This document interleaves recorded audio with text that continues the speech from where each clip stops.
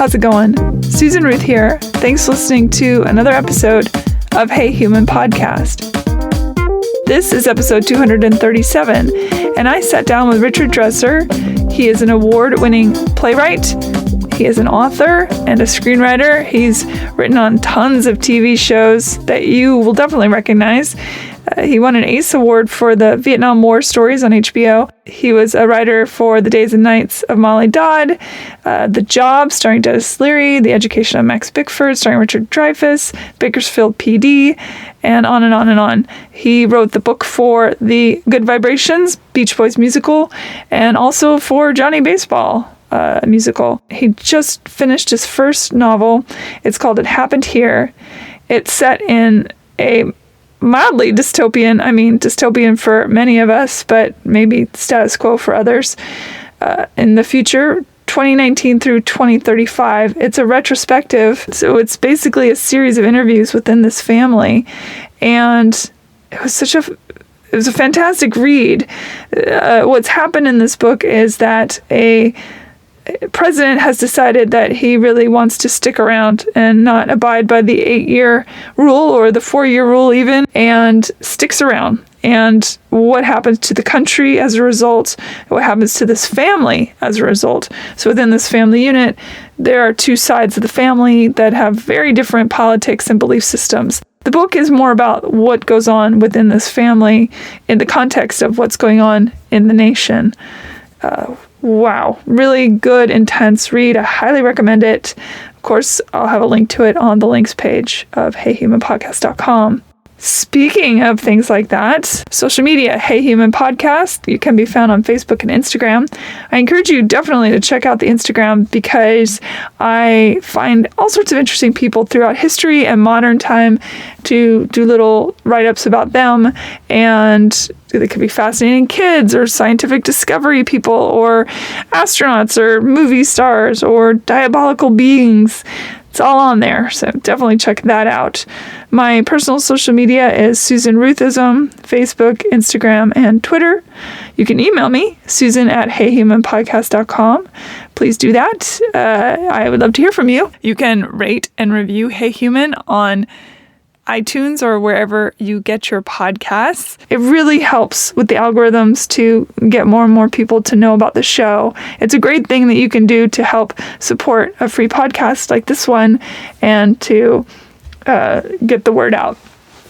I appreciate it as well. So that counts for something.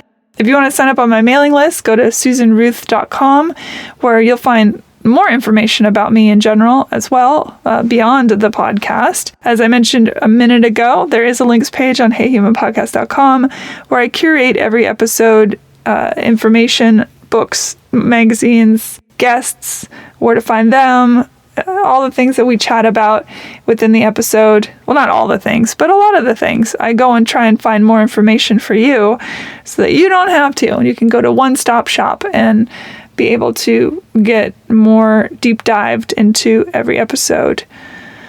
Speaking of shops, Hey Human merchandise is available. So exciting. It is on the storefront on heyhumanpodcast.com. It's safe and secure. You can get notebooks, pens, art, leggings, kids' clothes, t-shirts, hats, masks, so many things. And it's another great way to support Hey Human Podcast. If you want to hear any of my music, go to Susan Ruth on iTunes. I'm on Spotify too, but maybe you'll download some songs and things if you're on iTunes. So Susan Ruth there for my 4 records that I have put out. I think that is pretty much it. I'm back from my vacation, so I am in real time for the week that this is coming out. What did I miss? Haha, lots going on in the world, most especially lots going on here in America. And yeah, I digress. Anyway, be kind, be happy. I'm sending big love out there. This is a very rambly, which I'll probably cut later, but maybe not, because who knows. Definitely pick up Richard's book. It Happened Here. It's fantastic. Thank you for listening. Thank you for being you. And let's do this. Here we go. Richard Dresser, welcome to Hey Human Podcast. Thank you. It's so nice to be here. Yeah, it's I've heard great things about your podcast. Oh, wonderful. I'm happy to be here. Oh, that makes me happy. We have a mutual friend, Russ Woody. I'm sure he's the one that said nice things. Yes. Yeah. The check will be in the mail to him as well. I love Russ. He's a great guy. He is. I've worked with him in TV a number of times, and we're still friends. Yeah. I'm in a writer group with him that we meet up on Sundays on Zoom these days. And he has been lovely and wonderful. He's very much mentor vibe, friend vibe. He's just a love bug. He's a very generous human being. He's told me about that group. It sounds wonderful. You should join up sometime. Just come and drop in. Well, he invited me to, so watch out. Oh, good. It's going to happen. That will happen. That makes me happy. Well, he speaks volumes about you. He loves you. Well, it's mutual. Beautiful thing. Yay. You're a playwright and an author. You've, which you know about yourself, but I'm letting them know that are listening. And you just put out a book called It Happened Here. Yes. I read it, and it's a really excellent book. The hardest part for me was reading it and not stressing out to high heaven. In fact, it got to the point where I said, I'm just going to, because normally I read quite rapidly, and I said, I'm just going to allow myself 65-ish pages a night so that I don't, and even with that, my dreams were so vivid and intense. And I think you might be a wizard because you knew things and you know things that I imagine you started writing this book a while ago, and yet the things you are writing about are happening. So yes, that I'm not sure how that came about, other than the fact that I went into some kind of zone when I was writing this book, and I was sort of just plugged into all the things that we seem to be plugged into these days. So all of that world was very alive in my head, and it was really about this awful sense of where it's going. And I am basically a very optimistic person, but I had to go deep into that place. And I'll just give one example, which of course you know about, is that in the novel, The Great Leader, at a certain point, he's up for re-election, and he announces that because of all of the corruption and interference in the election, it's going to be postponed for a month.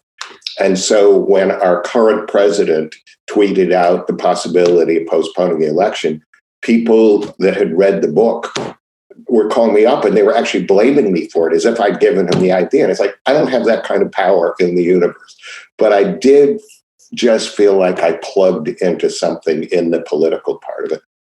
But I don't think that I would be interested in what you think about this. I don't think the political part is the scariest part.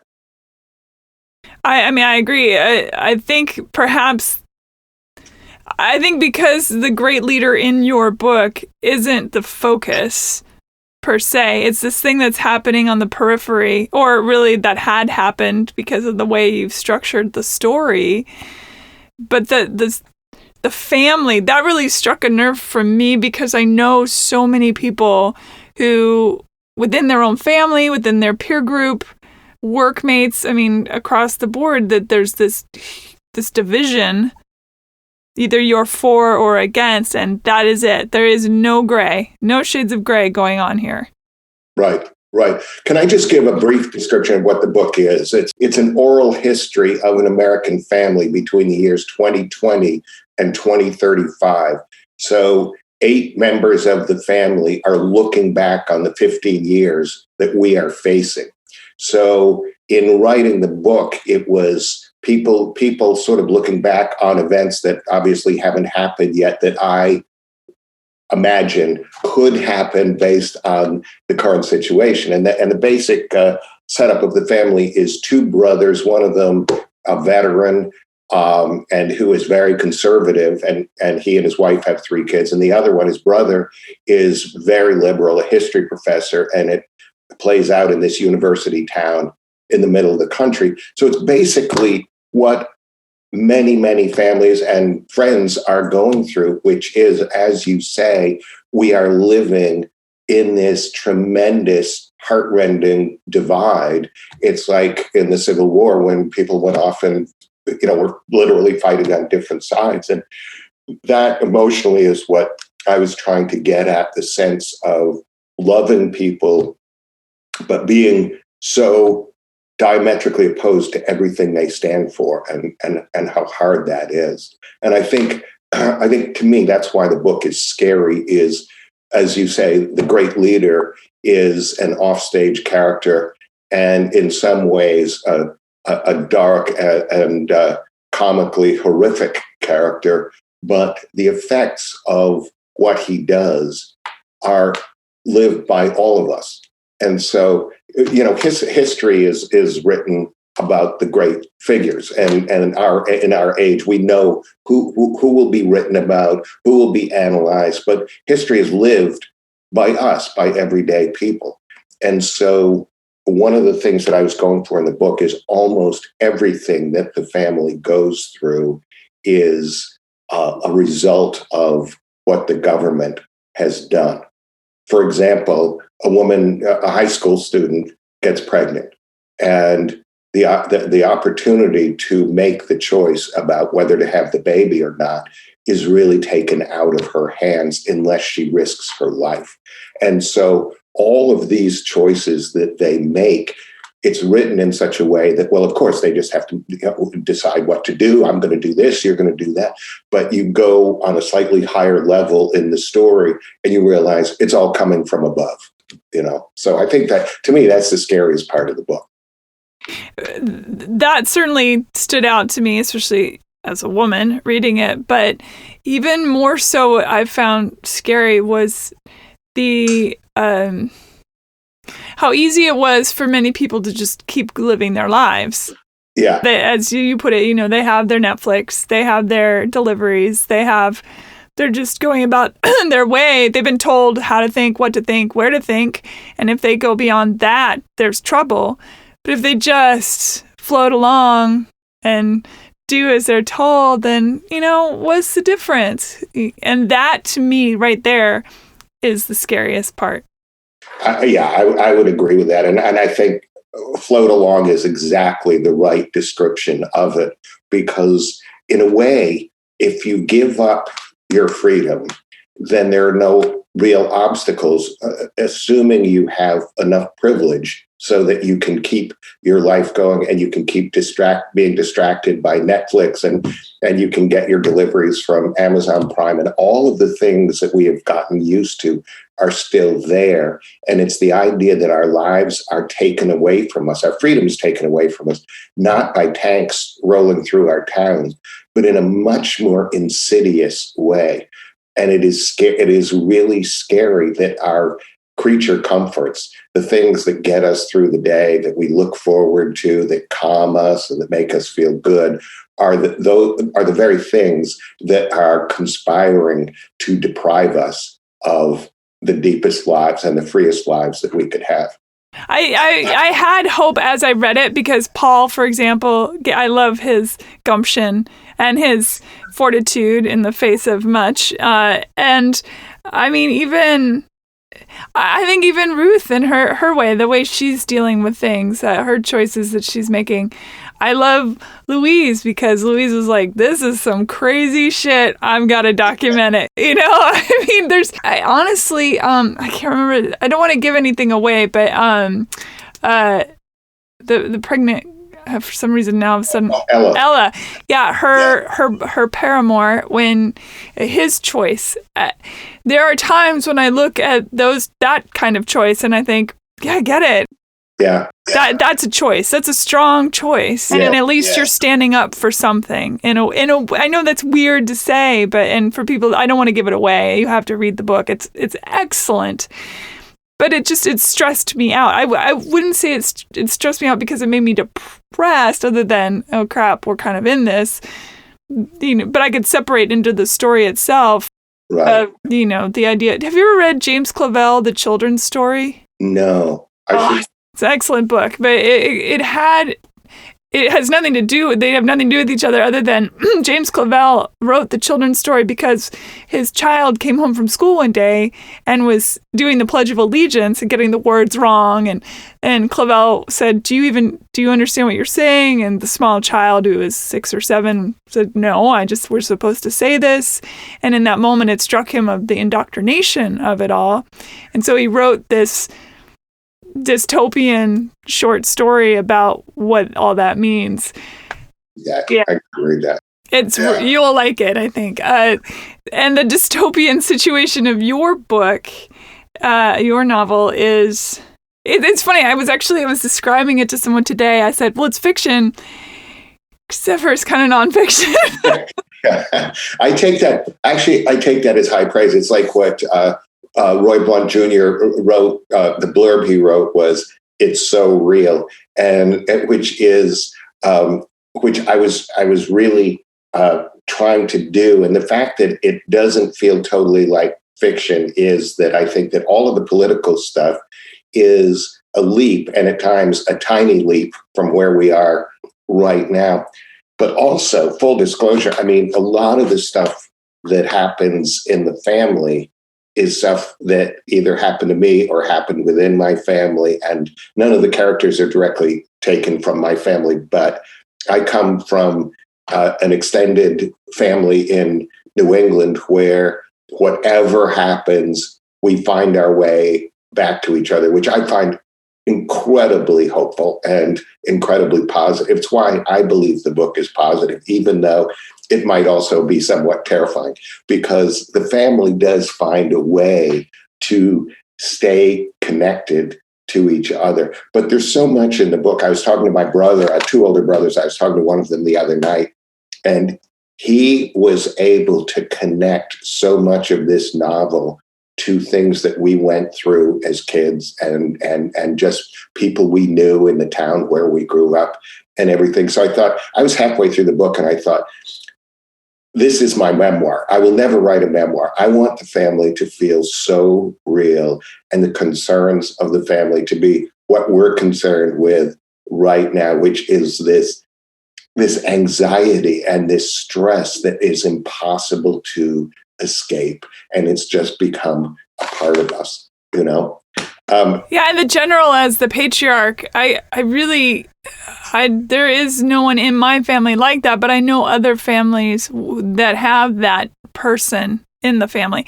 And as I was reading along, there were moments of these small victories, you know, the family experiencing a small victory where for a moment everyone is on the same page, and it felt so very real. Yeah, good. Yeah. Because I love the notion of those small moments which become so much more important based on where we are. I mean, I've heard people say that now with all this stress and all this division, that there's a level of sort of cruelty toward each other. And I have to say, my experience is exactly the opposite. Among my friends and my family, I think there's sort of a deeper consideration. I mean, I know that I'm more careful in terms of the kind of remark that could be very funny, but also could possibly not make the other person feel that great. I'm very cognizant of that now. And I'm very touched by kindness now, that it's like, it seems essential. It seems like oxygen. And it seems like, I don't think this is giving away anything in the book, but it's the other reason why I consider it a very hopeful book, is that by the end, there is a recognition that there is only one way out of the desert, and that is to take care of each other. Yeah, absolutely. And I believe that very deeply, and I feel like it's like if you're struggling, the tendency that most people have is to struggle more, to try to get out, to struggle out of the situation. But the logical thing to do if you're struggling is to stop struggling, to be calm. And when you're in a divided, acrimonious situation, you're not going to win by being more acrimonious, more violent, more, you're not that, there's no winner then. But the way you get out, the way all of us get out of this is through kindness. It's through taking care of each other. Mm-hmm. I can safely say that this is not a treacly, sappy, sentimental book, as you know. Not at all. No. So I can speak very, very openly about that's underneath so much of the book, is that sort of, I feel like it's almost a primal need that we have now to take care of each other. Yeah. I don't want to give anything away, but there's the specter that comes around here and there. I thought that was such a poignant, the reminder. That's the tree branch when you're in the quicksand. The tree branch would show up. Yes, exactly. And it's the sense that the deeper we go into wherever we are, there are things that are truly inexplicable. There is a mysterious quality to our lives. And I think as things get more desolate in a certain way, you find the light in different places, and it can be miraculous. And again, not giving anything away, but there are things that happen in the book where the characters acknowledge that there is no rational explanation, but what they accept it because it's positive, it's good, whatever it is. There's so much that we can't explain. We're so arrogant that we believe we really know just about everything, and it's in truth, there's so many things out there that we just don't know and can't explain. And those happen at various points in this book. And it is the tree branch that you can grab onto, and you didn't see it was there before, but it's been there the whole time. I honestly, as I was reading, there were a couple of moments going along where I did one of those things where you shut one eye and I can't bear to know what's about to happen, and that's for a book to do that. I love reading. I'm a big fan. And yours is definitely a page turner. And it's really intriguing to me that you allow us, the reader, we fill in the scenery. We're the set designers as we're going along. You are a playwright. You wrote it without any of the real description stuff that takes place in most fiction books, or in any book for that matter. It's all dialogue. It's all dialogue, and nobody should let that intimidate them, because it's very clear. It'll take you a couple of pages to get the style of the book, which is there's no narrator. There's no one describing what the characters look like. As you say, there's no setting. It may come out of the monologues, out of the way the people talk, but the people actually don't even talk to each other. It's their remembrance of particular times. And as is true of memory, they have wildly different memories of, like the family dinner, which is the perception of different people and why things happened the way they did at this absolutely grisly family dinner, when both factions of the family really want to get together.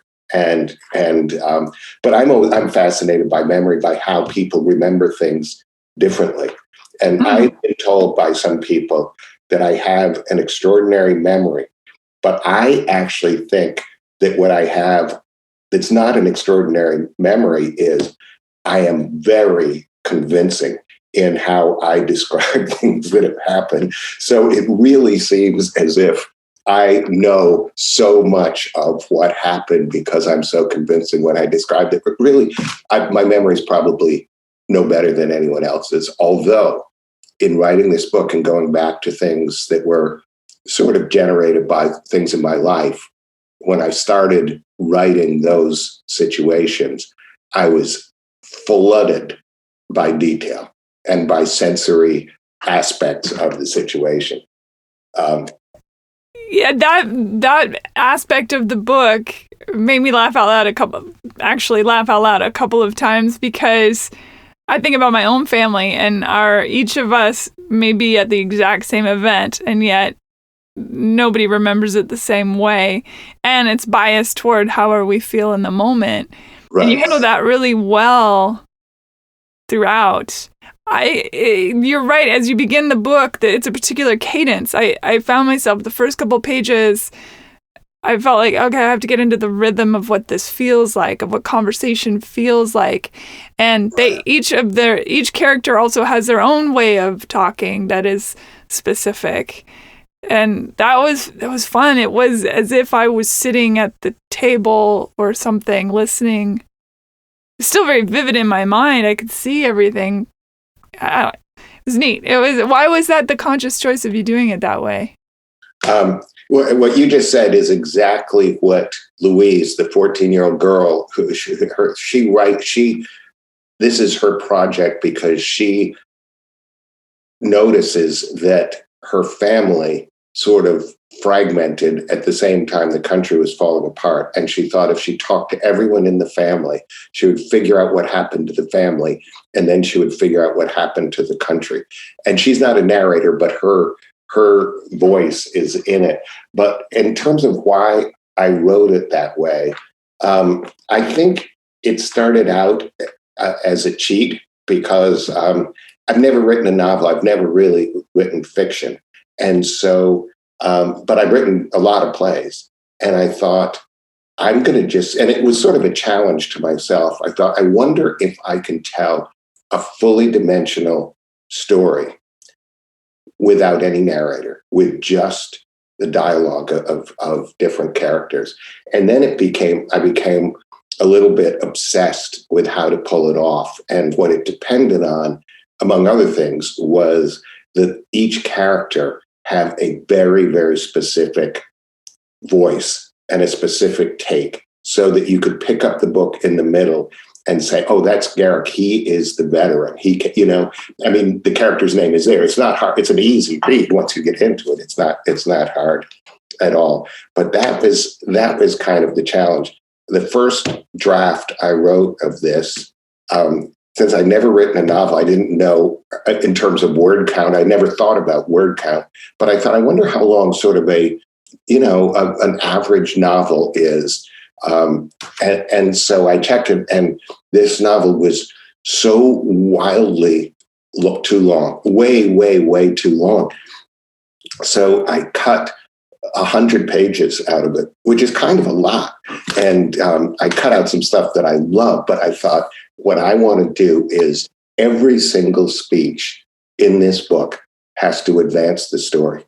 And that's why I think the book does have momentum, because I had some great, hilarious detours in this book, and I just cut them out and just kept it going. And then I had some trusted writer friends read it, including Russ Woody, Jay Tarsus, and they loved the book, but they had very similar. I always pay attention when people have sort of a similar response, and they thought it was too hard to get into the beginning of the book.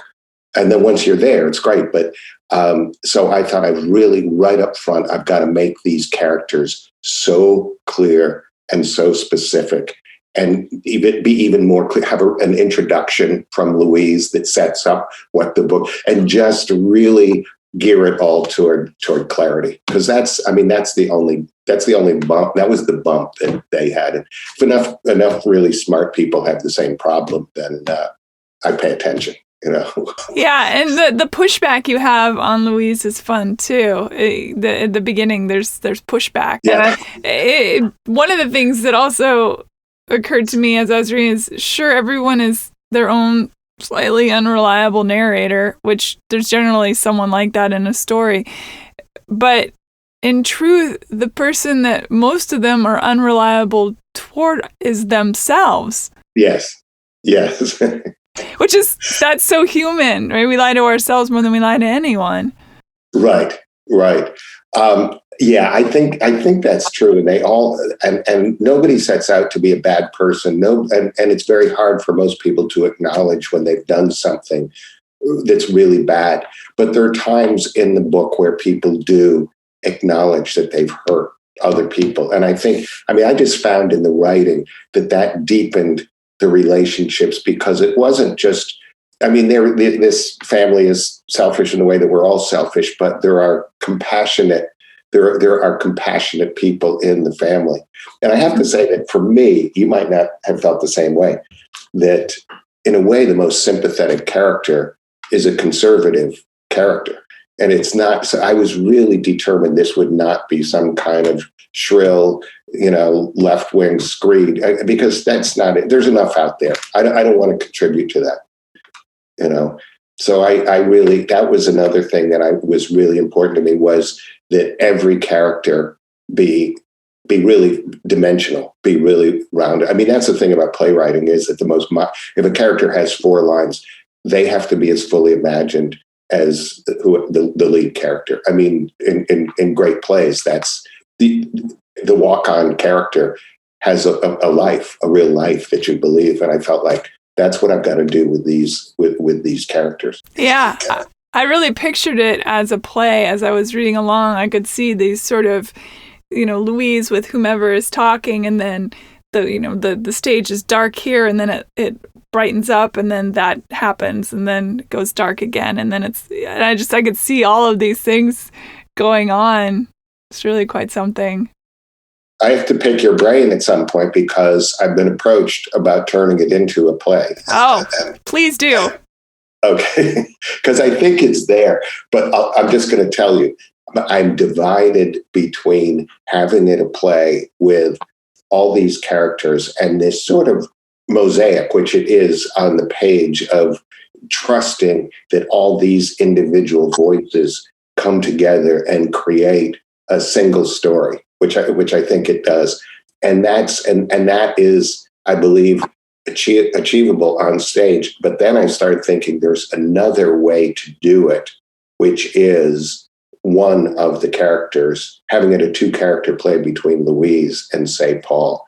And it's at the end, it's 2035. He is passing on the family story, which is a political story, to Louise, so that her generation doesn't do the same thing. Except for, I think, as an audience member, you might walk away from that thinking, well, Paul's biased. What I love about the way you have the interplay between the conversations and the memories is, I have to bounce back. I think it's because I have dear friends who are on the opposite side of the political spectrum, and some of the friends that are on my side of the political spectrum say, how can you be friends with somebody like that? And I say, because no matter how foul I think their politics are, I could see beyond that and love the person that isn't that politic. And I think you captured that. And it took a while for some, which I think is so human, for some of the characters to understand that even about themselves. Because I think that they were, as you go along in the beginning of the story, they are so one side or the other. It is black and white. And then you have this moment, again, not wanting to give anything away, but this moment where suddenly this little eking of gray pops in and you think, oh, is this the moment? And then you take it away from us and you make it black and white again. And you think, oh man. And then you bring it, and that was such a lovely way to do that. And if you have it just from Paul's storytelling, I think you will lose, in my personal humble opinion, you might lose some of that magic of an audience member going, oh, well, he just thinks that way because it's him. Right. Right. No, I think you're right. There's, part of it is just the logistical challenges of getting plays done. Is 8 characters. I mean, I originally, of course, thought, can this be a play when I first had this idea? But I did not want to feel constrained in any way. I did not want to worry about, do I have too many characters? I didn't worry about what the set looks like. I didn't want to worry about, is this character talking too much? Because in the theater, it's like there. And lately, as a playwright, I have kind of felt these constraints. And it's one of the reasons that I just wanted to explode out of it. And if a character was going to talk for 5 pages, go for it. Have at it. And it was incredibly liberating for me as a writer. It was incredibly exciting. And what it felt like was when I first, in my 20s, when I first started writing plays, writing dialogue, and it was like a narcotic. I just felt like, I have to do this. I have to do more of this. And that's kind of how I feel, having written this novel, is just, creatively. It just has excited me so much because you can do anything. You don't have to. There are all kinds of things you don't need to worry about, and among other things, you don't need to worry about. Getting the right actors and I mean, I love all that stuff, and I will continue to do that. But this for me has been a really special experience to just dive in with nobody telling me what to do, and nobody read the book until I'd finished it. A very lengthy first draft. So. Mm-hmm. I feel lucky. I feel really lucky to have hit on this because I'd always had a vague notion, like I'd really like to write a novel, but I didn't do it until I was so driven by it and driven by this idea that I had to do it. It's sort of the thing of putting it off until it's more uncomfortable not to do it than to do it. And then writing fast, just writing as fast as possible. Was there a voice in your head at all that tried to keep you from going too far from the conservative point of view, thinking, okay, other people that are going to read that maybe are not of your political bent? Did that cross your mind, or did you just go, nope, just going to write it and see what happens, let the chips fall? I would like to say that I'm just going to write it and see where let the chips fall where they may, but I'm probably not that evolved a human being, because I think we all have these voices politically. Right now, politically, we have these voices in our heads, and I really focused on making all the characters full and resonant. But I think that I succeeded up to a point, but I think there might have been that voice that was pulling me back a little bit. The place where there was no voice pulling me back was in the rants that Paul has in the rooming house. And that's actually where the book started, with those rants, because I was just like so enraged by so much that was going on. And I started writing. This is just going to give a little bit away, but it doesn't give too much away. I wrote the rant about every time the great leader lies, his breasts grow an inch. And so I wrote that, and I sent it around to friends. They said, "Oh my God, this is so great. This is hilarious. You should do a whole book of these." And I thought, I really don't want to, because for me personally, I feel like we're kind of beyond political satire. In a way, satire can be very provocative, but now it almost feels like it normalizes it. It almost feels like it's like I'm not into that at all. And I thought it actually is more devastating if it is what goes on in a family in this world, rather than me writing these extreme rants. And so, but I did have to find a place for the rants in the book. So there are, I think, 5 of them. I feel like real life has superseded anything that The Onion could ever come up with at this point. Yeah. Well, it's so extreme in how we process this every day. We have so much to process every single day, and so much that's so shocking, and that a few years ago it would be unimaginable. And it just happens. And that's why I think our sense of time gets distorted, because somebody will say, "Oh, that thing about the taxes came out last week," and say, "Last week? I thought that was last summer." It's like so much has been full. But I don't know about you, with the pandemic and the summer, it felt like a summer that didn't happen. And it feels weirdly like time is hurtling past at warp speed, and at the same time we're stuck in place. And it's like this weirdly dysfunctional place that's a real distortion of time. Yeah, I would agree with that completely. Yeah, and I'm interested in how different people handle it, because I think there's a real, it's really possible to go into a bit of a dream state and realize that you haven't done anything for 4 months. And I understand that, I have had exactly the opposite reaction since the pandemic started. I have been on this probably not completely mentally healthy, very rigid regimen every day. I get up at 5 o'clock in the morning and I write for 3 hours, and I take an hour off. And then I've been co-producing this documentary film, and I start working on that. And I think the reason I do it this way is to keep to keep the dogs at bay. So I don't really have to think. I don't want to spend the day tortured by what's going on. So I fill it with my own work, basically.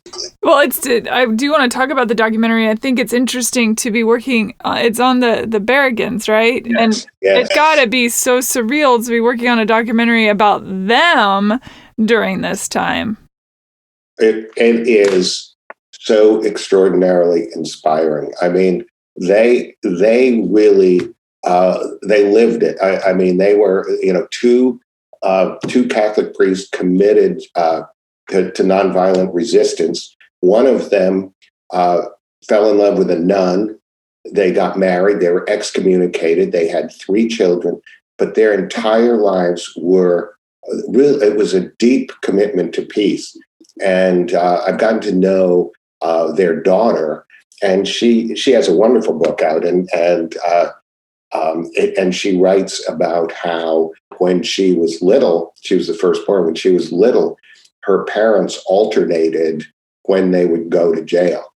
I mean, going to jail was not like, oh no, I got caught. It was hearts and minds. It was commitment on a very deep level. I find it so moving and so inspiring, because we're living in a world where the brave step is to sign an online petition, and it's like people feel like they've really done something, and I'm not making fun of it, but I kind of am. But writing a lot of postcards and stuff like that, I applaud all of that, but that's not exactly marching across the Edmund Pettus Bridge. Although I do feel that people are rising up and marching, and even in the face, knowing they're going to get tear gassed and bulleted and rubber bulleted. And I couldn't understand it. Not that I was out there, but during the first 3 years, I couldn't understand why there was relatively little protest. I mean, to me, that's been one of the heartening things. There've been some. Yeah, I think it's because of what you spoke to earlier and what we were saying about the placation. I think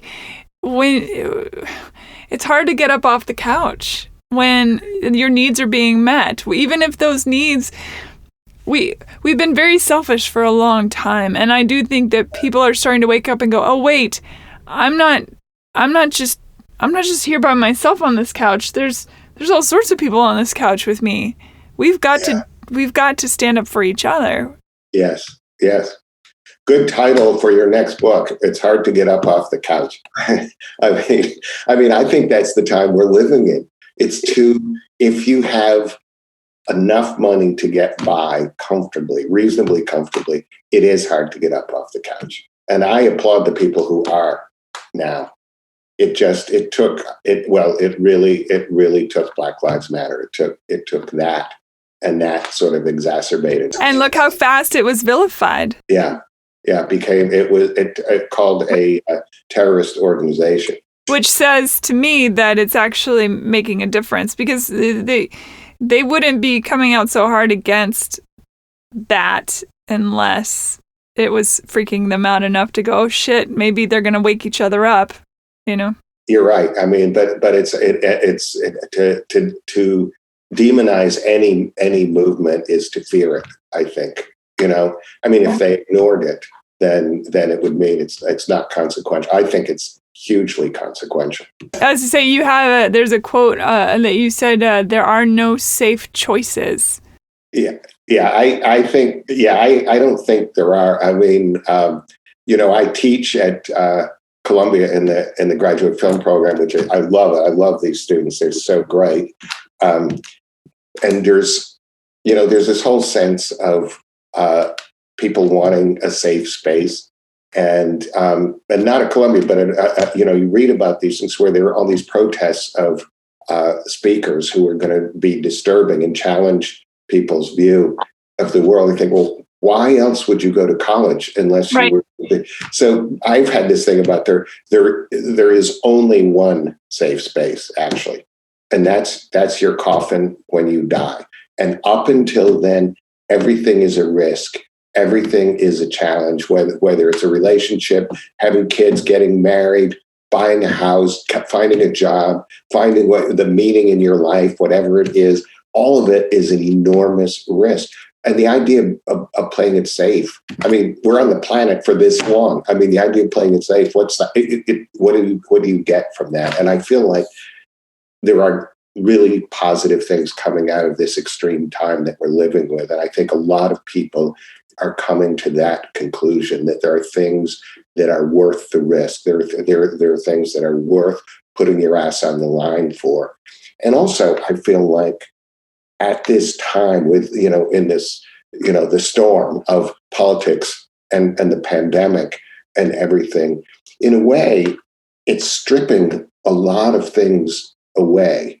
And there are things that are very painful about that. But I think there are things that are actually very healthy about that too. I don't know about you, but I find that what sort of gets revealed is who matters in your life, who really matters in your life, and what matters in your life. And it can be very painful, but I think ultimately it's very healthy. I agree with you. And there are benefits to all of this insanity, and that the isolation, which is, I think, very hard for a lot of people. The thing of it is, it's easy to ignore all your stuff if you are constantly in the cacophony of life. Right. The din of it is all so loud that you never get quiet enough to hear your own thoughts. And that can be quite soothing for a lot of people. And now that has been stripped away, as you say, and we are left with, how do I feel right now? What am I thinking right now? There's no noise. Yeah. There's no noise except for the thoughts in my head. And for, unfortunately, some, that's a maddening brink that they step off of. And I know that the suicide rate has gone up during this time. Yeah. And for others, it makes them very angry, right? They're lashing out because it's so much easier to touch, to touch that person's problem, what they've done, how they've hurt me, what's wrong with that, instead of touching, why am I hurting? Right. We're going through an enormous trauma, and we're going through this trauma together. We hope together. And, there are people, I don't know none of my friends have said this lately, but the idea that things will at some point snap back to normal. And it's like, you know what? Normal disappeared in the rearview mirror. I was just going to say, I don't know about that. We can't even see it anymore. And it's going to be, it'll be, what it will be is what we make it, what we invented it. And the pandemic will end, and the politics will end, will change. And then it's what do we do? And I think that's both daunting and exciting. I mean, it's very exciting. This is an incredibly exciting time to be alive. I mean, it's incredibly exciting. And for that reason, it's also daunting in many ways. And you just want things to kind of calm down. Yeah. I'm in this group called the Writers Guild Initiative. We started it like 13 years ago. And our mission is to give a voice to populations that aren't being heard. So we started like with veterans, but we work with all these different groups like exonerated death row prisoners and LGBT asylum seekers from Uganda. I mean, the most fabulous people and the dreamers, DACA recipient, extraordinary people, but their voice is just not being heard. So we do these writing workshops and get them writing. And it's not about becoming a professional writer. It's about finding your voice. And during this time, we're doing it on Zoom. I mean, we always traveled around the country, did these workshops.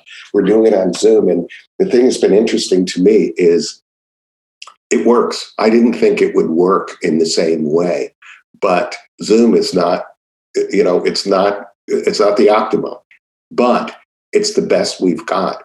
And when you're in a situation with people who have this opportunity, this brief opportunity, 3 hours on a Saturday morning, 3 hours on the next Saturday morning, the work that comes out is amazing. And what made me think of this is we're working with nurses in New York, and they're for the most part, they're suffering from PTSD based on their work during the pandemic. And you think these are, of course, the real heroes, the paramedics, the doctors, all these people, and they're living an extreme example of what we're all going through, which is we're all going through this trauma. And I think I don't know if there's any precedent for it. Is it what people go through in wartime? What is it when a whole population experiences it?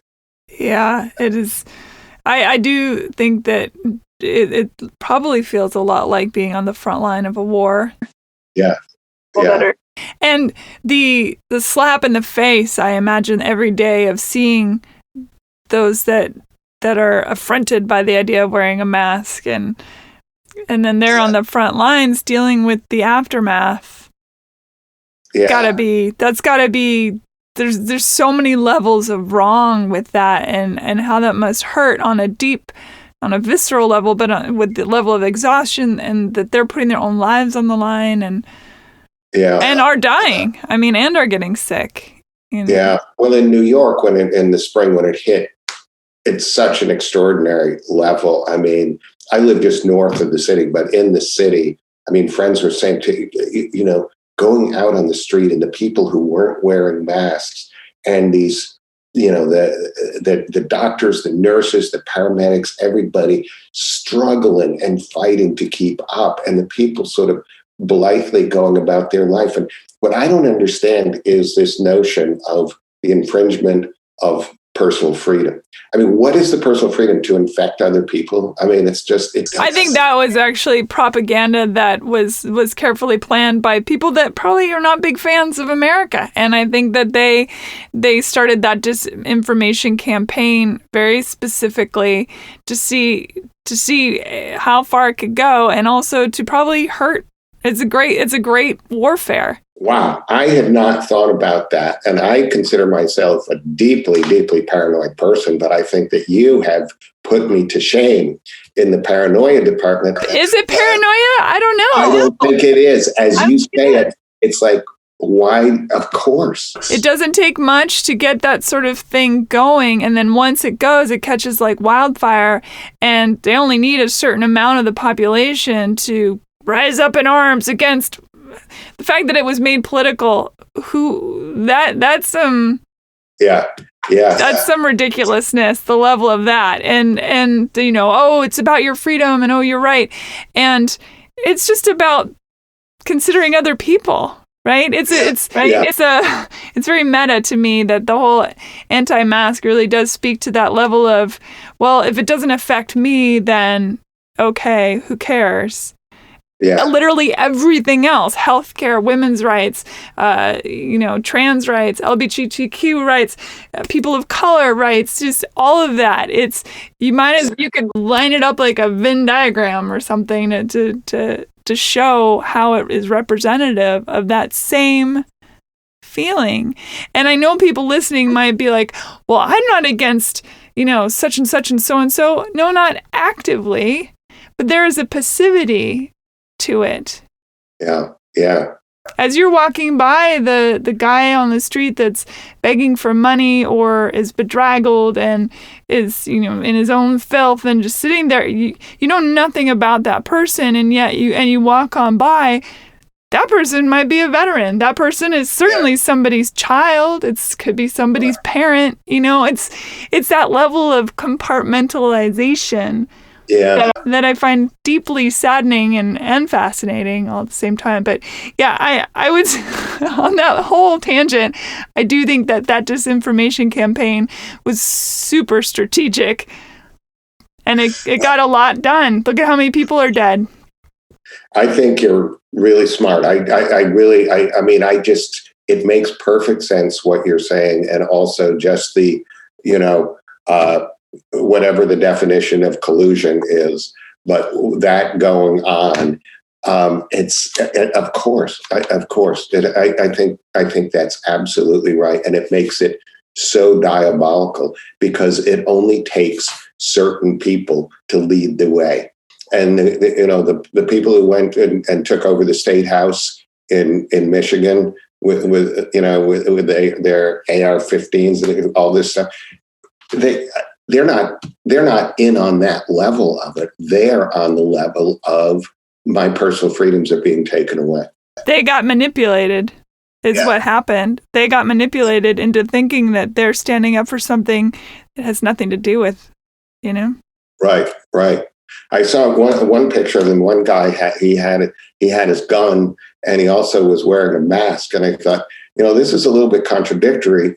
And then I thought he was probably leaving the house, and his wife said, "Honey, you've got to wear your mask." Yeah. I have my gun here. Such a bizarre time. A person could not write. I mean, you couldn't write this. You could not be in a writer's room and pitch this story. People you'd never work again. You wouldn't, because it is not, well, the problem is that fiction has to be believable, and life rarely is. And life now is not even a little bit believable. And again, just in terms of it happened here, it's why the family had to be so real. Because if the family was whacked, if it was satirically written or heightened in a way that made it sort of funny in a certain way but not believable, the book would not have worked at all. Yeah, I agree. Because the family is so real, and it allows the politics to be as lunatic as it is. I mean, to that point, have you had people who are more conservative or even super conservative read it and have comments? Have you had any feedback on that side? That's a good question. There are a couple people that have just sent me emails and said they like the book. I will admit that most of the people that I've talked to, and I've talked to a lot of people who've read the book, I would say are on the left. And I think that, but I don't. I mean, I know a lot more liberals than conservative people. I really don't know. I would love to talk to more people conservatives who have read the book, because I don't think it does a disservice to conservatives at all. No, I think it takes, and that's part of the rhetoric, right? That we're hearing. That the thing is this the great leader is not conservative, certainly not Republican, certainly has gone way past any of that. Just like in real life, any of my conservative friends, I imagine they see, most of them at least, that this has nothing to do with politics anymore. This is far beyond politics. That's interesting. So they don't defend what's going on? And I think in their own, again, it's that being able to compartmentalize. Yeah. That does happen. Yeah. You were talking earlier, you mentioned selfishness, and people often talk about greed, but I actually think selfishness, I mean, they're related, but I think selfishness is more operative in what's going on. That a lot of people, it's not like they're greedy to get a lot more, but they're selfish in terms of not reaching out to other people and just taking care of themselves. And if they're okay and their family is okay, then they're not going to think beyond that. And I think that that's what the president counts on, is that if he can make enough of those people believe that he's taking care of them and he's taking care of the economy and all of that stuff, then he's going to be okay. And I mean, one of the reasons that it's going to be a long journey out of here is 40% of the country buys that, and so, or is willing to vote for that, and that's a scary number. It's why I think that the book. I mean, I'm obviously wanted to get it out before November 3rd, but I think it's going to be every bit as operative after Election Day, because I think what the book is about is a family enduring a prolonged crisis, an extremely chaotic time. And that time is not going to end regardless of who wins the election. And so I have the sense that that's what we are all going to be up against for a long time. The pandemic, we're going to get past the pandemic, but it's finding our way I'm not even going to say back to something. It's finding our way forward to a way that we can live together. Yeah. Yeah, it's an interesting time. I mean, there is. It's hard not to look toward. What is it? The looking into the abyss, and the abyss stares back at you. Is it the looking into the dystopian possibilities of all the writers, of the writers that came before you? That the Bradburys and the Asimovs and the right. And Vonnegut. They've been saying that, we've all been saying it's all there. It's not like we're learning, it seems, anything. Right. Well, right now it seems as if we've unlearned an awful lot of things. But I think you mentioned all those writers, and I think that writers, and of course I'm totally biased, but I think writers are the essential workers, because a democracy depends on the truth.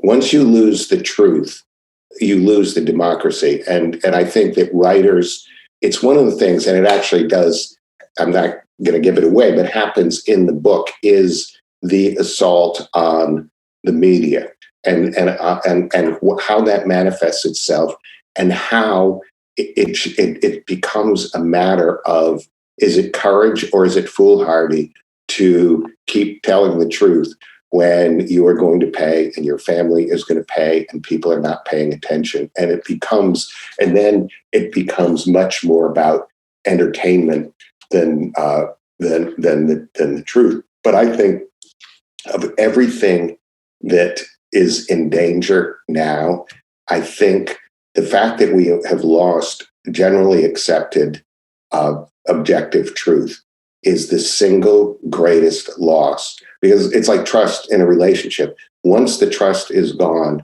it's a really hard road to get it back.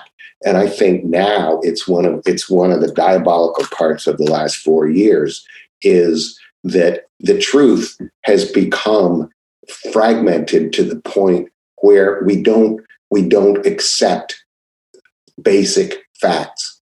And we've been taught that right from the inauguration, which was the biggest inauguration in history, all of these things which were demonstrably false. But right. That was a very calculated way to present the world as it is now. That this is the truth is what I tell you the truth is. And the fact that enough people buy that is truly scary, because there is no one source of information that we all look to, and it's all in pieces, and there are all these different narratives, and people use this. The fact of no objective truth is used in all different kinds of ways, and I think in general journalists have done an amazing job, but I think that there is still this idea that it's on one hand this, and on the other hand this, and it's giving this false equivalency to some things that are truly crazy. I mean, QAnon is now raging not just through the country but through the world. And there are senators who are QAnon. I've tried to get a QAnon person on the show. They don't seem to want to come on the show. I would love to have a conversation. That would be great. Well, what about one of them that's a politician? Because they're going to want to get... That's true. That's a good point. Because I think that, they got to be bold to stand up and say that they're QAnon and they're running for state representative. The few QAnon people I've talked with, it seems to me that they don't even know their own history. They don't even really understand where it started, who started it. The basis of the Soros thing is rooted in anti-Semitism. This whole other level. And QAnon now is these hippie moms who are peace and love, and they think that they're saving, the world from pedophilia, which who doesn't want to stop that?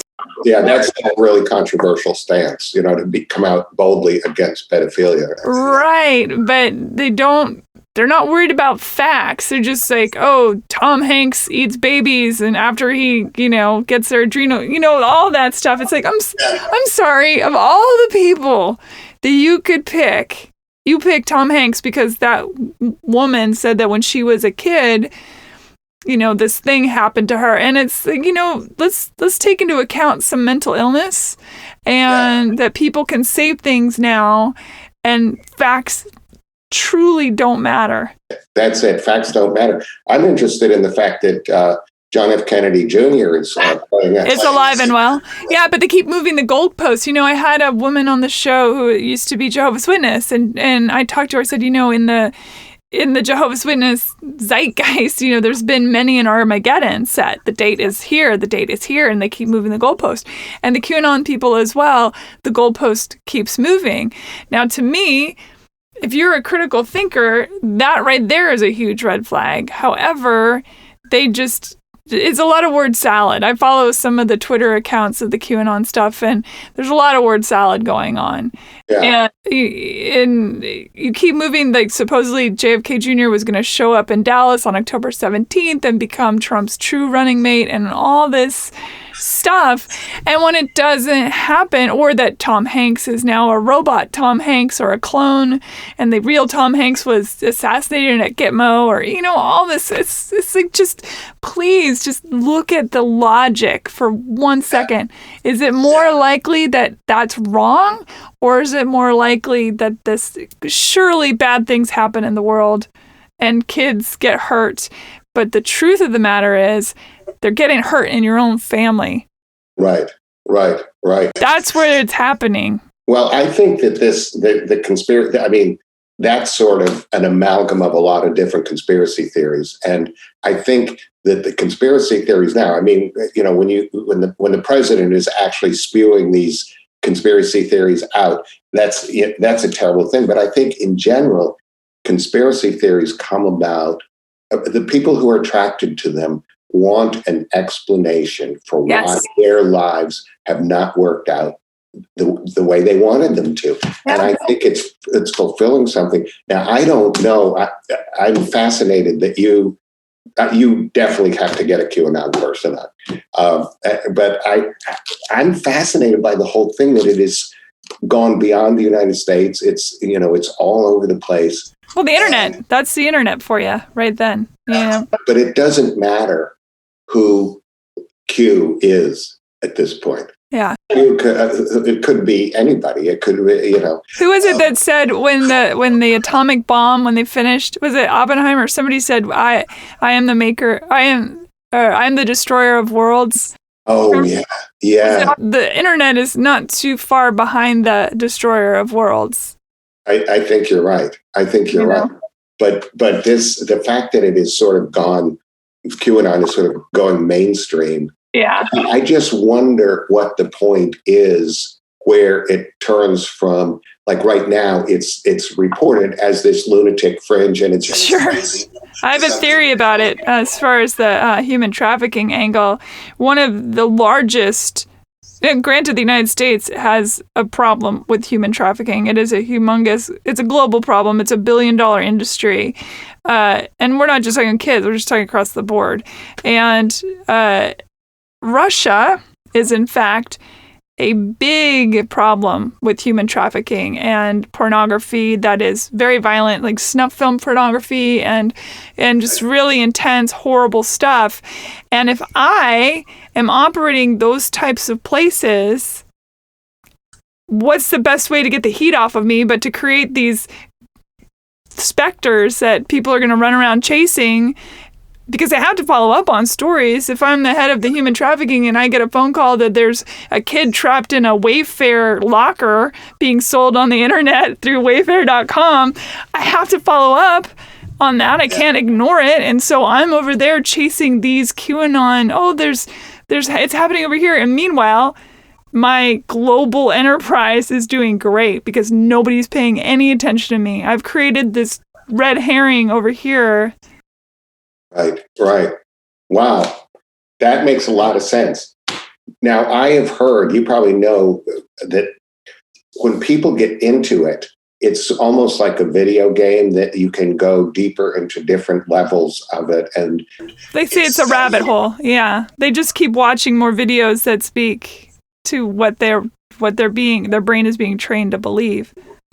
And so there are people who sort of dabble in it, but I think it's sort of hard to just dabble in it because it becomes weirdly compelling to people. And it's sort of one of these things where you want to know how deep it goes. You want to know what the connections are. It's on all the levels, right? It releases serotonin. Oh my God, I'm going to help stop a global, pedophile ring. Oh my gosh, I'm helping where my life, like you said, where my life has not really had a lot of meaning. Now it does. So it's releasing that. It's also touching our shadow side. I could never be that person, but I'm going to watch this video. That's why horror films are so popular and violent films are so popular, because we're allowed to be armchair to these disturbing things without actually touching it, without doing it. It's our avatar. And these rabbit holes that people go down, I mean, they talk about it. Did you watch the Social Dilemma? Yes, yeah. Yeah, they talk about, they're like, we are creating these algorithms that we pay attention to what you're watching, and we will just keep upping the ante. Yeah. It becomes its own pornography. They're addicted to that. Right. It's and the extent to which behavior can be controlled, which 100%. I mean, that's the scariest thing to me, the extent to which politics can become about the algorithm. I don't think Trump actually believes the Q stuff. He believes there are people out there that think he's some sort of a savior figure, and he loves that. That plays to his sweet spot. Did you see in India, this guy who worshiped Trump, and he... Yes. I mean, how crazy is that? And if Trump had known about it, I'm sure he would have brought the guy to had him sleep in the Lincoln bedroom or something. But but the guy had a statue. He commissioned a statue of Trump, and when Trump got COVID, he couldn't eat, and he just was in such a state of despair that he died. He died. I mean, and this is what this whole thing is. The cultish aspect of it is really scary. But you can't tell people in a cult that they're in a cult, right? Look at the people that have dealt with cults. There's so many books about it, of trying, the Children of God cult, or, all these situations. Jonestown, the survivor, there's a few survivors of Jonestown. The reprogramming that has to be done. Right. It's insane how easily manipulated we are. Have you followed the Nexium cult at all? I haven't watched. I know about it. I know the story, the underlying story, and all that. I have not watched The Vow. I know that there's a documentary about it. Yeah. Well, I think it's. I found it absolutely compelling, because it's people it's us. It's people, it's intelligent people, and some of them quite successful, who went to some meetings, and really felt that this workshop could enhance their lives. And it's just extraordinary, because you realize, I always felt like if you're smart and you have a sense of humor, you are immune to being in a cult. Mm-hmm. And that is absolutely not true. And I know that from people who that I know have been in cults. I don't know if there's any way to inoculate yourself against being in a cult, because some of these people felt like, wow, I'd be friends with these people, Yeah, people feel like they have a sense of purpose. They matter. They're doing something for the greater good. There's a lot of feel good brain stuff happening in these situations, that when, as we spoke to before, when it's presented like things that maybe you would never have even thought about doing way back, now it's like, oh, well, okay, that doesn't seem so bad, I guess. And all these other people around me are okay with it. So, yeah, it's fine. And we're all heading toward this light. and self-actualization, and that feels good. And it all feels good except the branding. yeah, The women were branded, which is that was so horrific. Dang. But to get to that point, you had to agree to a lot of different things along the way. As the line keeps moving, if you keep moving with it, eventually you're going to offer yourself up in any way, shape, or form. Right. Yeah. Now, if this really is a cult around the president, how are people deprogrammed from it? I'm not sure. I'm not sure. The thing that I find fascinating too is like, we have guns and we're gonna do this stuff. That's a lot of bully energy. And to be honest, of the bullies you've known in your life, there are a lot of blustering. There are unfortunately now a combination of people who are mentally ill and bullying energy, and they will take it to an extreme. And so that makes me nervous. But a lot of really great, normal, healthy people also have guns. So hopefully, I don't know. It's gonna be a little nutty, I think, for a short while. Or maybe it won't. Maybe it's just gonna sort of be that thing where everybody wakes up and it's a new day and they look around and the spell is broken. It's hard to say. Yeah, I don't think the spell will be broken by the things that we think would have broken it for us, for example, because those have happened already. Yeah.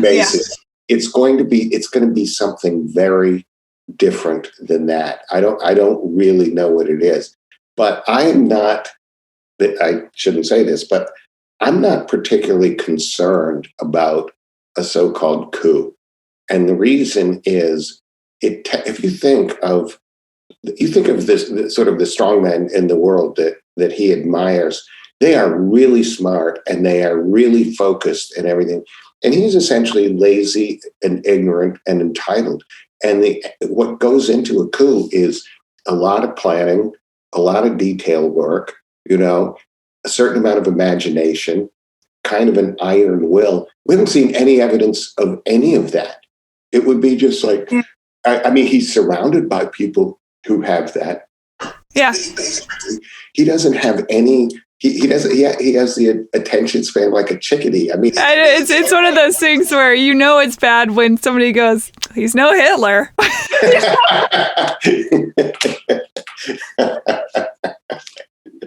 Yeah, we got nothing to worry about. I feel so much better. I know.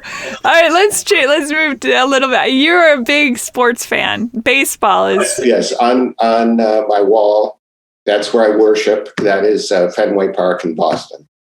And you grew up in Massachusetts. Grew up in Massachusetts, yes. Yeah. This is the first summer I've not gone to a Major League Baseball game. Did you watch it on the Zooms or on the television or however they did it? I actually didn't, because I felt like they handled it all wrong in terms Major League. I won't go into it, but and the Red Sox made it easy by having a very good amateur team this year that wasn't really worth following. So I didn't. This is the first time I really haven't paid attention. I hope to be back next year.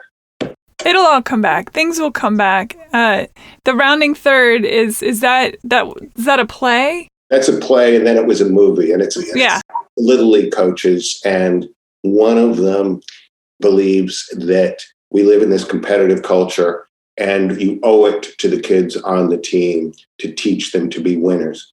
And the other coach believes that childhood is this precious time, and all of the competition, everything can wait. You're going to face that down the line. And I wrote this play because I was coaching Little League, and I realized that I actually was both of those. That when I was the assistant coach, I was very nurturing, and we're just here to have fun. And then when I took over as coach, it was like my voice changed. There was this urgency about what we have to do to win, And my son, I was coaching my son, which is a challenge, and so I realized that I really strongly believe two irreconcilable points of view, and so I wrote the play to try to figure that out. And it doesn't, and again, it's like extremely personal because it's my brothers playing, all my friends, all this little league and stuff. And it's all of that stuff.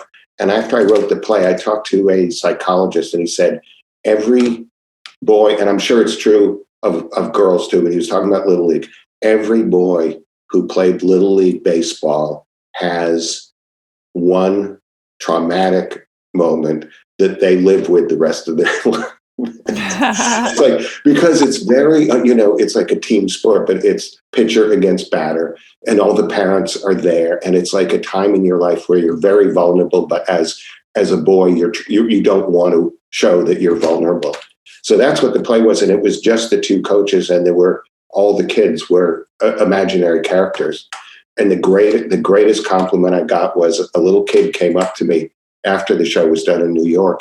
And he said, at the end of the play, why did only the coaches come out? Why didn't the little kids come out? Because the kids had taken on this life. I love that. So I thought, man, I wish this kid wrote for the New York Times. He totally got the play. Yeah, and the movie was called Benched. It was called Benched, yes. And it was, in my humble opinion, I thought a perfect casting of the two coaches. Oh, yeah, and it was a blast. We shot it in Nashville, and it was just a great experience. So that was of all the plays I've done, that's the one that continues. Well, pre-pandemic, it's the one that gets done the most.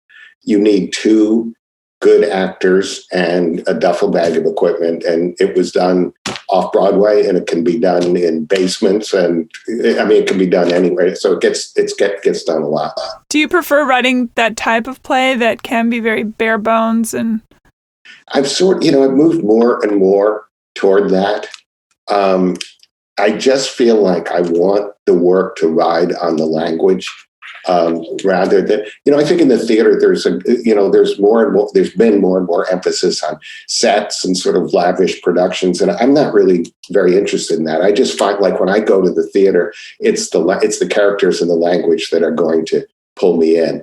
So that was a really stripped down play, and I did another play called Below the Belt that was three men, and it was very, very bare bones.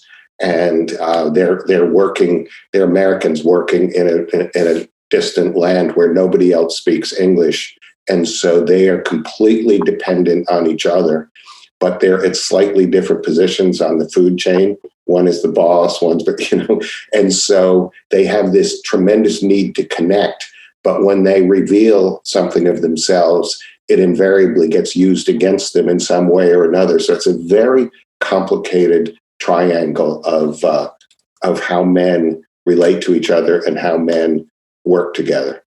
Interesting. It was done. I actually wrote it after working. It was based on a television show, writing a TV show, but I didn't want to write a play about show business. So I wrote it. Their job is checking the work that comes out of a factory. So they don't even they're not producing the work, they're checking the work. So it was a pretty interesting play. It got done in Europe a lot more than the U.S. because in the U.S. people thought it was a bit surreal. It was very funny, but in Germany, it had something like 60 productions, and they took it as absolutely real life. Were you raised up on plays? Did your family go to the theater? Well, I had an aunt who was an actress and a director in Worcester, and so we always went to see her plays. And my father joined the Holden Players Club, and he was very shy, and he wanted to sort of deal with his shyness. So he acted in these productions, and my job was to cue him on his lines. So he would learn his lines, and he was in a play where he got shot and he had to fall down, and so I would teach him stuff like that when I was a little kid. So I would feel very connected to these productions.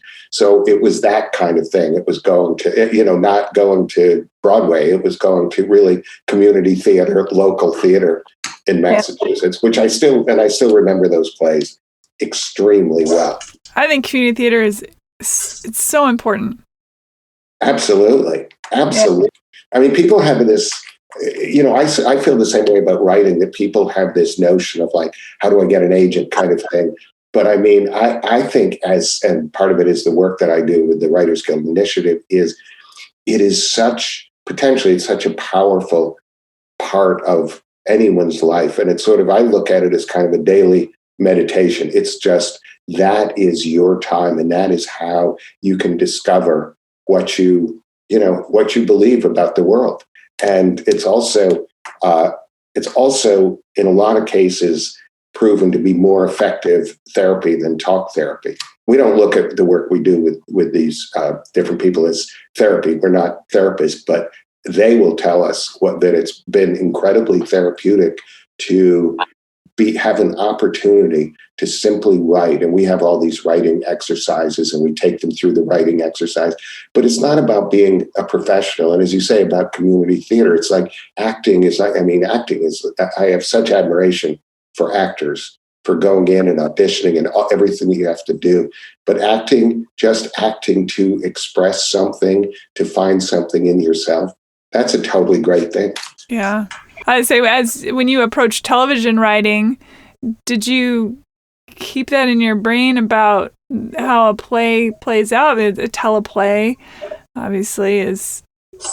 I think that I imagine there's something specific to writing television where in your mind you have to know, people are going to be watching this flat screen, and the characters really have to come alive to make up for that.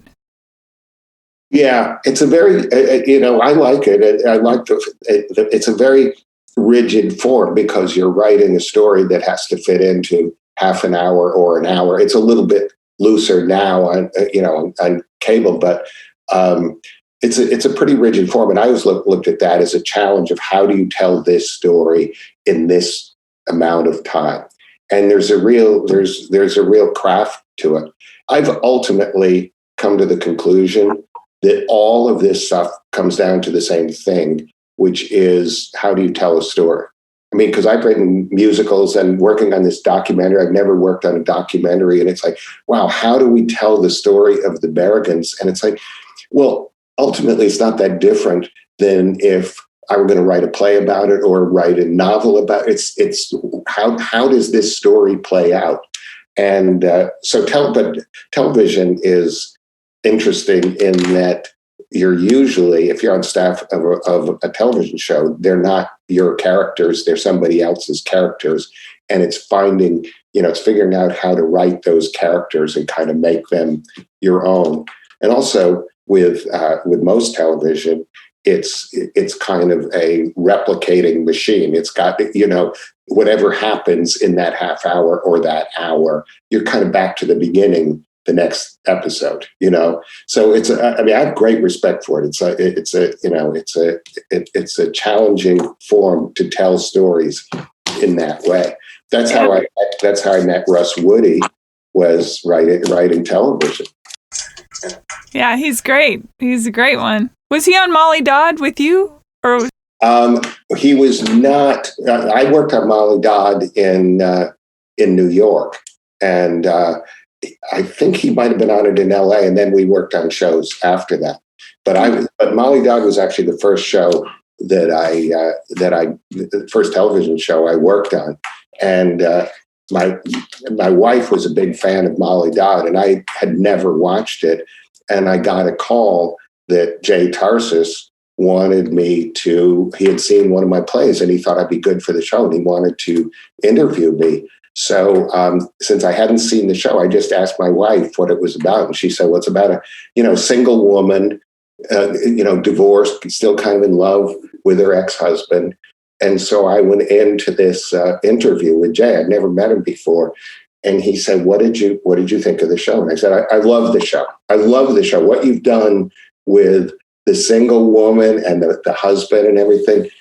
And so he kind of smelled a rat, and he said, who's your favorite character? And I said, well, honestly, you've woven such a rich tapestry. It would be criminal to pull on one of the strings. And so then he knew that I was lying. He said, you haven't seen the show, have you?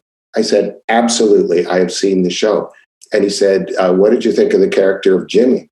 And I said, honestly, Jimmy was not in any of the episodes that I saw.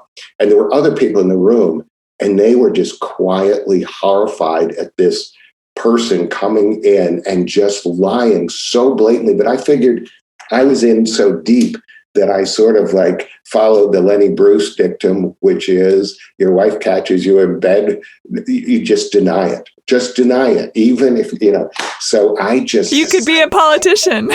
Absolutely.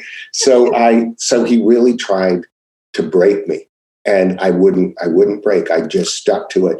So finally he said, I knew it was going to go either all one way or all the other. And he said, listen, I want you to write an episode of the show, but you have to promise me something.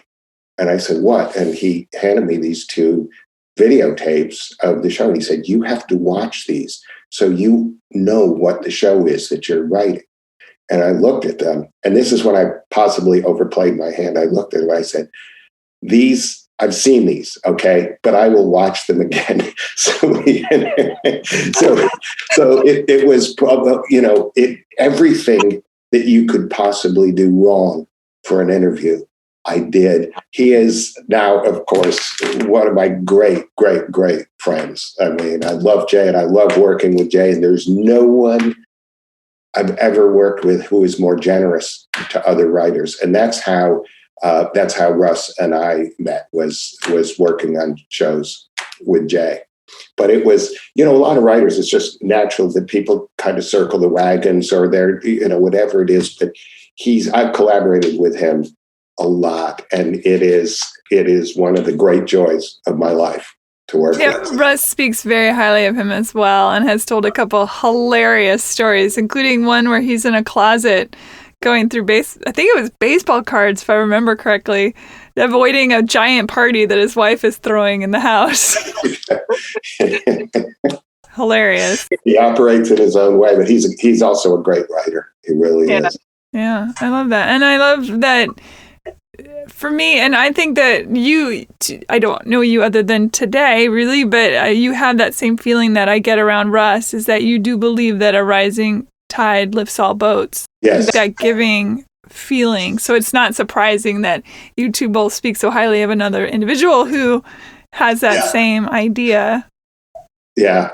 Well, as you know, it's brutally competitive. Show business is brutally competitive. And when you find your people, when you find your friends in it, it's such a relief, because actually, I mean, I love writers. I work with a lot of writers, and I teach writers at Columbia and everything, and work with writers at the Writers Guild. I love writers. Our meetings at the Writers Guild Initiative are so great because everyone is so opinionated and not shy about putting it out there, and funny and sharp. And we also we do serve alcohol at our meetings. Oh. And so they're very entertaining, and it's one of the things I really miss about the pandemic, is that we have these meetings. They're still fun, but they're on Zoom, and it just makes me want to get together. I'm curious about Good Vibrations. You wrote the book for the play for the Beach Boys, Good Vibrations. Yes. They are, Brian Wilson, legendary. Absolutely. Were you freaked out at all? I mean, I know you have so much experience and you've written a million things, but was there an intimidation factor there? Absolutely, because I just love the Beach Boys. I mean, I just, like, Pet Sounds, one of the great, I mean, for me, probably the greatest album ever made.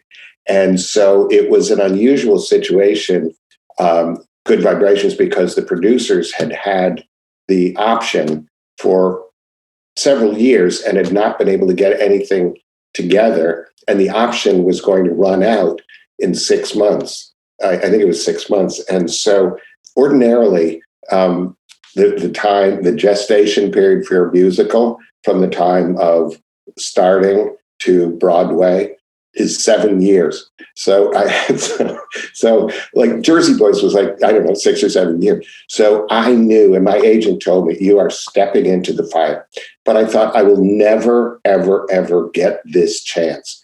And it was a blast. And meeting Brian Wilson. And I have to say, I'm not usually this way, but I was a total fanboy when I met him. And he said the greatest thing. He said, Richard, you made me proud of my music. And I just thought, you know what? It's all worth it. It was so great. Wow. And Mike Love came another night. Yeah, I'm sure. But I think it's just, I think that they were so extraordinary, and what he was doing was so amazing. And I spent that whole year just immersed in the Beach Boys. I read every book about the Beach Boys and listened to the music all the time. And it was totally great. It was so much fun. But meeting him, every once in a while you meet somebody where it just matters in a way that hardly anyone else does matter in that way. I love that you had that experience. Oh yeah. Well, did you grow up in Los Angeles? I did not. I grew up in Seattle. Oh, okay.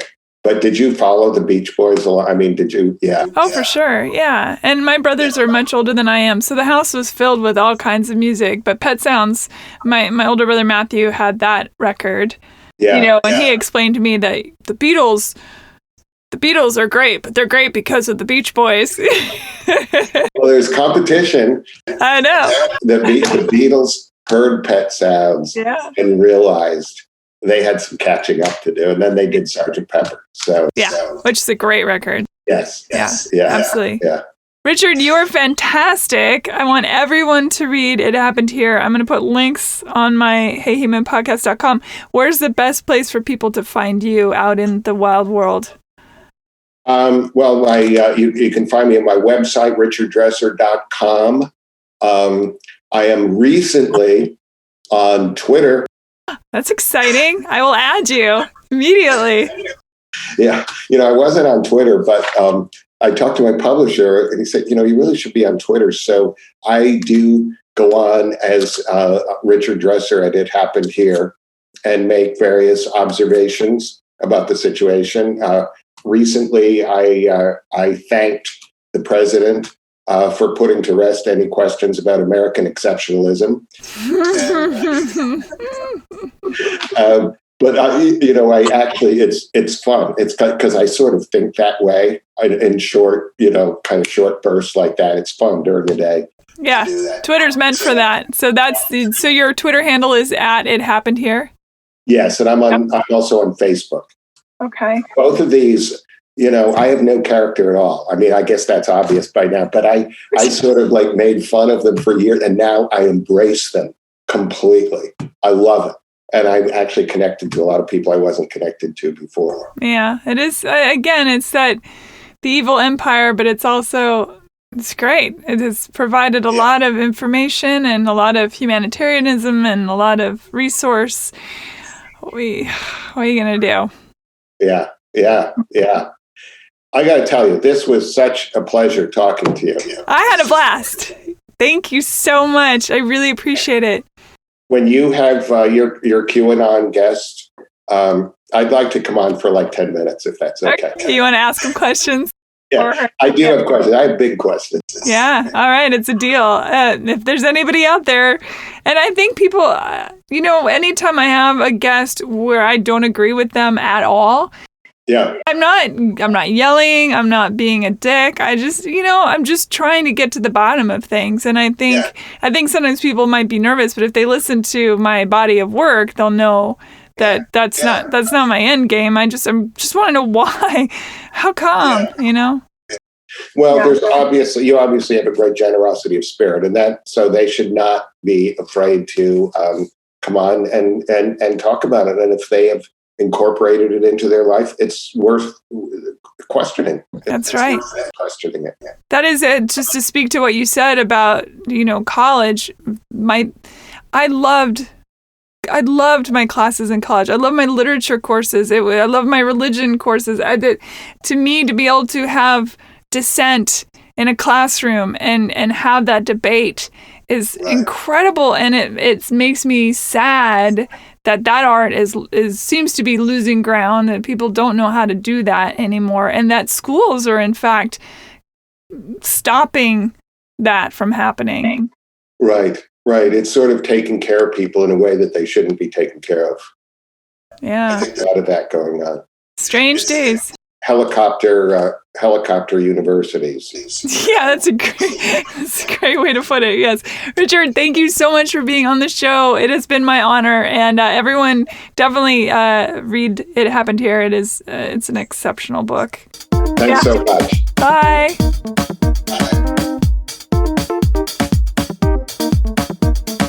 Rate and review Hey Human on iTunes or wherever you get your podcasts. Thanks. Bye.